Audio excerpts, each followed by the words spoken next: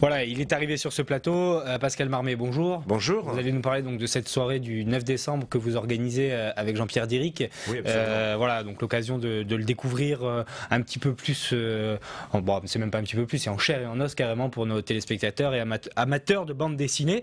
Alors avant que Michel vous cuisine sur cette rencontre-là, on avait fait une émission avec vous et vous nous aviez dit, alors je sais plus si c'était hors ou sur le plateau, mais que vous aimiez bien aussi varier un peu les plaisirs et que de faire rentrer la BD aussi dans ces rencontres-là, c'est quand même important. Il y a un vrai public et il y a une vraie histoire à communiquer autour de la bande dessinée quand même. Il y a un vrai univers. Oui, absolument. Surtout que moi, je fais partie d'une génération où Pif Gadget, c'était, je veux dire, on allait toutes les semaines acheter notre Pif pour le gadget et aussi pour les personnages qui étaient à l'intérieur.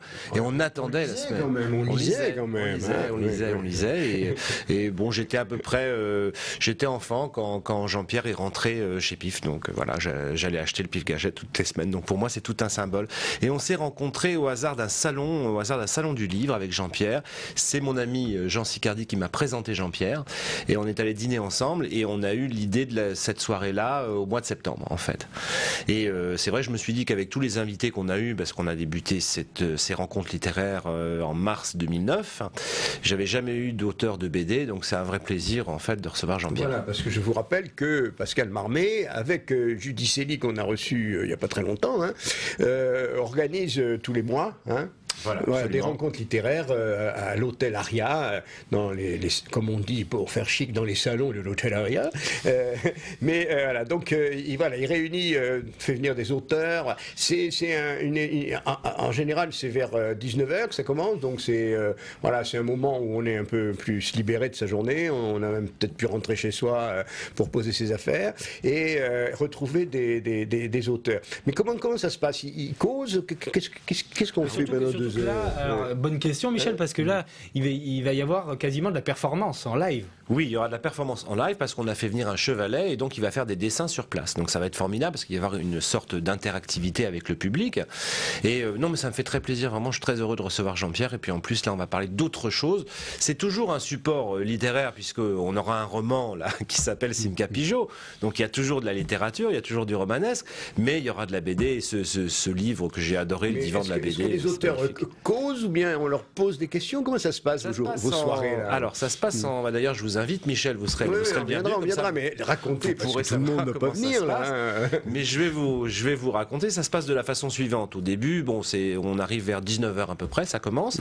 Donc, je présente mon invité, je fais une rapide présentation, mais ça dure pas longtemps parce que je lui cède la place très rapidement. Ensuite, il fait une espèce de mini-conférence donc qui dure à peu près une demi-heure, 3/4 d'heure.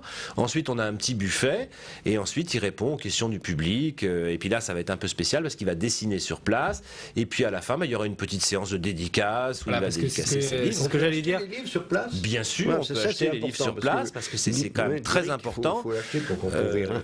Et puis les amateurs de bande dessinée, c'est peut-être eux les plus férus justement de rencontres avec leurs auteurs, les dédicaces. Ils aiment beaucoup se faire dédicacer leurs albums, parce qu'il y a une vraie psychose à ça. Les gens se retrouvent. Ça fait des collectors. Ça fait des collectors et tout ça. Donc là, il y a un vrai intérêt à la fois pour l'auteur et pour les gens qui vont venir, parce qu'en général, c'est des gens très très férus de dédicaces. Et alors, vous, en tant qu'organisateur, qu'est-ce que vous attendez en plus par rapport à une soirée, on va dire, traditionnelle avec un romancier? Un peu plus de folie, d'excentricité, d'interactivité et puis surtout un autre public, parce que nous avons un public d'habitués de gens du quartier et puis des alentours. Là, nous allons avoir un public de jeunes. J'espère qu'on va avoir des gens plus jeunes et puis avec un peu plus de folie, un peu plus d'imagination, parce que franchement, le divan de la BD... et puis ce qu'on peut dire aussi, et je pense pas lui faire de la fausse publicité, mais c'est qu'il sera évidemment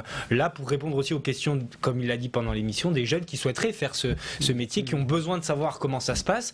Il est très, très facilement abordable et vraiment il répondra à toutes ces questions-là. C'est important pour les gens qui aiment ça. De toute façon, quand on passe un moment avec Jean-Pierre Diric, on s'embête jamais. Ah oui, non, ça c'est certain.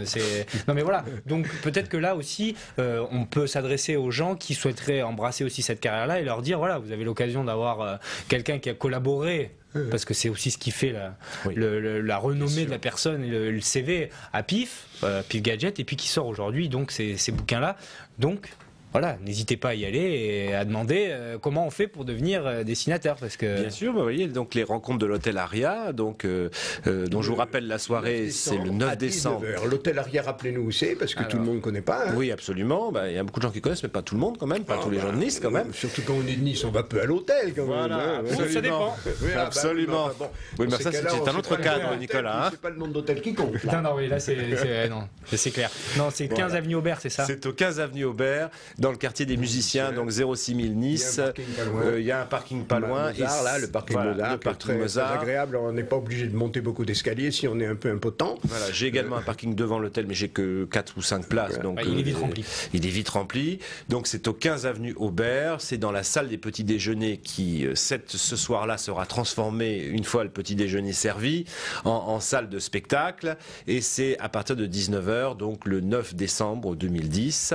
Et au 15 avenue Aubert, 06000 Nice, on peut rappeler un téléphone, c'est le 04, après c'est 93 88 30 69 pour les réservations, ou sinon vous avez un site internet aussi, www.hotel-aria.fr. Voilà, toutes les informations, vous êtes...